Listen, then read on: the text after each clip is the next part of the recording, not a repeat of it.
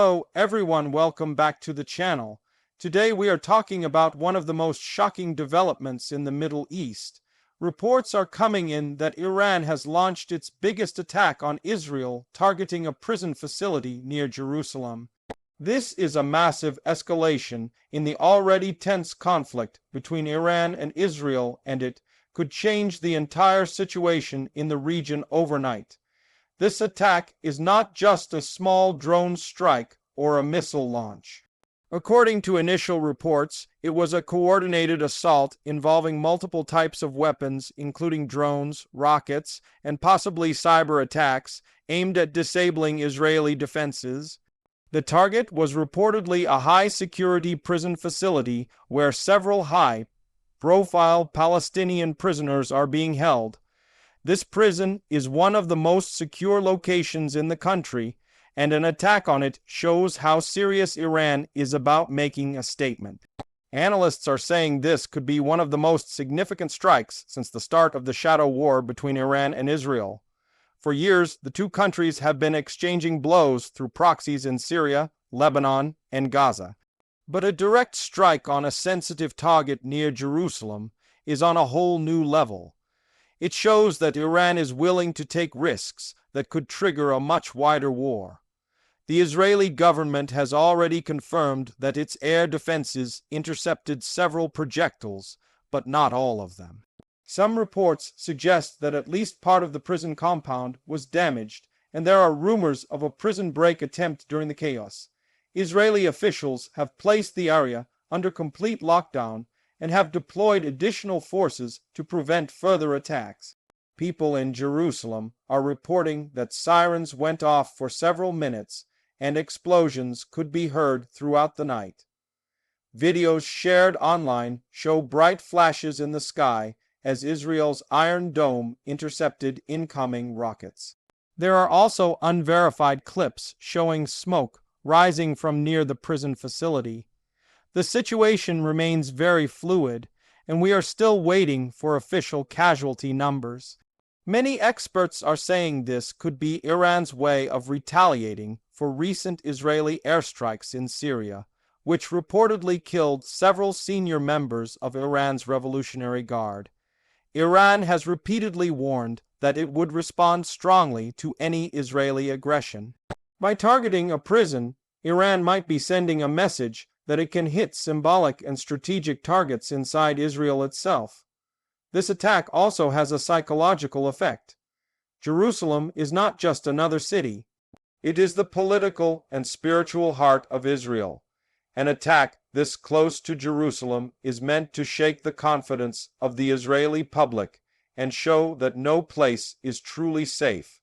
It also boosts the morale of groups like Hamas and Hezbollah, who see this as a sign that Israel is vulnerable. The Israeli Prime Minister has called an emergency meeting with the Security Cabinet to discuss a response. Israel is known for retaliating quickly and forcefully whenever it is attacked.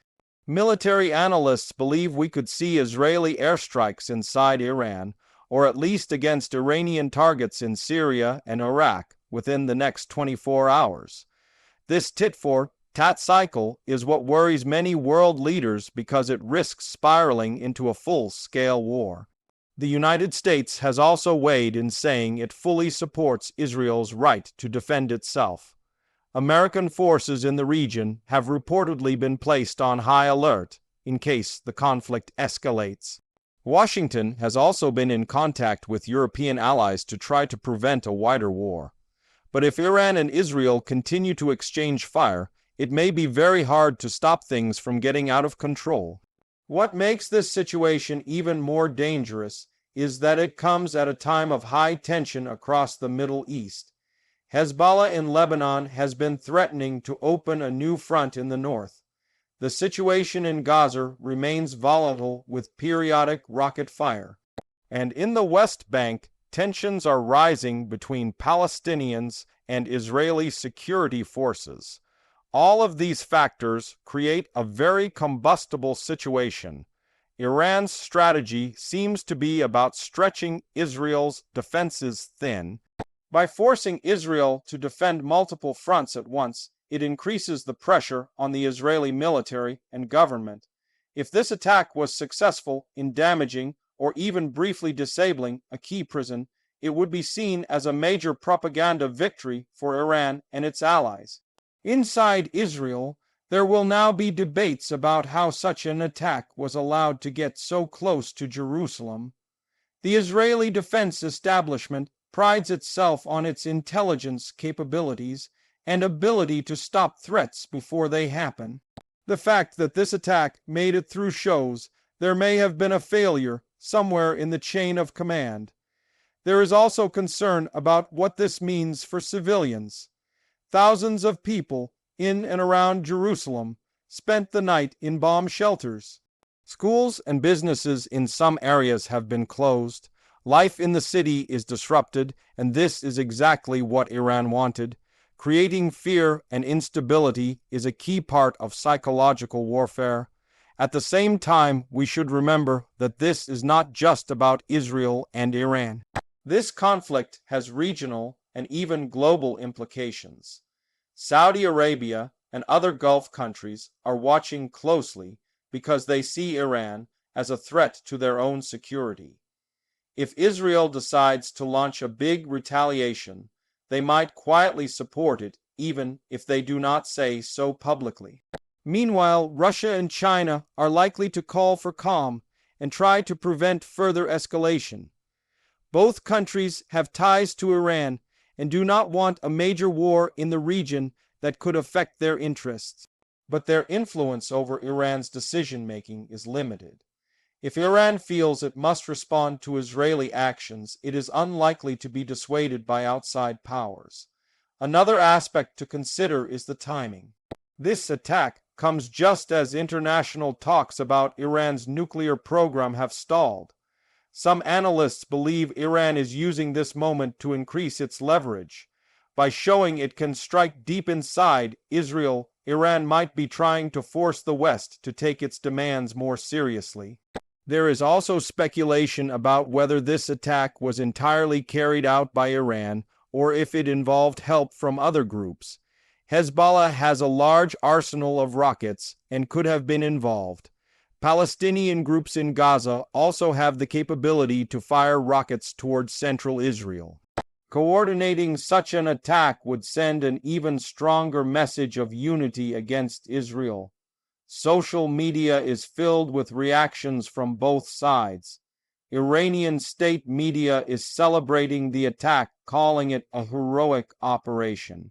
On the other hand, Israeli social media is full of angry posts demanding a strong military response. The Israeli public generally supports tough action against Iran, so we can expect the government to act quickly. The coming days will be crucial. If Israel carries out a massive retaliation, it could trigger more attacks from Iran's allies in Lebanon, Syria, and Gaza. This would stretch Israeli forces even more and could lead to a broader regional war. On the other hand, if Israel chooses a limited response, it might be seen as weakness, which could embolden Iran to strike again. This is why many observers are very worried right now. The Middle East is already unstable, and another war could have devastating consequences not just for the region, but for global energy markets and security. Oil prices have already jumped after the news of the attack, and markets are bracing for further volatility. For now, people in Israel are waiting for updates and hoping the worst is over. But given the history of this conflict, it is likely we will see more developments soon. Every time there is a major strike like this, it leads to a new round of retaliation and counter-retaliation. The cycle rarely ends quickly. It is also worth noting that Jerusalem is home to many holy sites that are important to Jews, Christians, and Muslims. Any attack near the city risks inflaming religious tensions and could draw in even more actors into the conflict. This is why the international community is urging restraint from both sides. At the same time, there are voices calling for a diplomatic solution. Some analysts believe back-channel talks might already be happening to prevent things from spiraling out of control. But with emotions running high and both sides under pressure to respond strongly, diplomacy may not succeed. Whatever happens next, one thing is clear. This attack marks a turning point in the Iran-Israel conflict. It shows that the shadow war is now coming out into the open and that future confrontations could be even more intense. Both sides are preparing for what could be a long and dangerous escalation. We will continue to follow this developing story and bring you the latest updates as they happen. Make sure to stay tuned because what happens next could affect not just the Middle East, but the entire world.